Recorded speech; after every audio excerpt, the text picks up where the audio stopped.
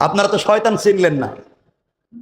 আপনারা শয়তান মারার জন্য মক্কায় যান, হজে।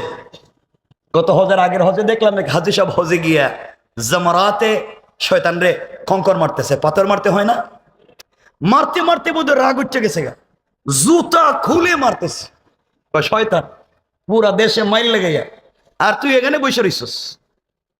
আমি আপনাদের কাছে জানতে চাই, যে শয়তানকে 10 লাখ খরচ করে জুতা মারতে গেলেন মক্কায়, এই শয়তান বাংলাদেশে দুর্নীতি করছে?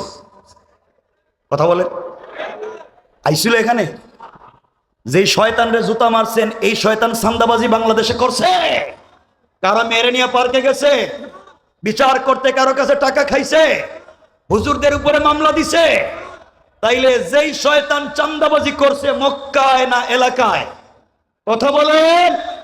যারা আলেমদেরকে জেল জুলুম দিছে মক্কায় না এলাকায়?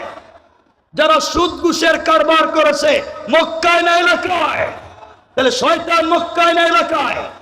সুতরাং জুতা যদি মারতেই হয়, পাথর যদি মারতেই হয়, মক্কায় নয় এলাকার শয়তান বদমাইশদেরকে আগে মারা দরকার। রেজিম এখানে, পাথর মারে মক্কায়।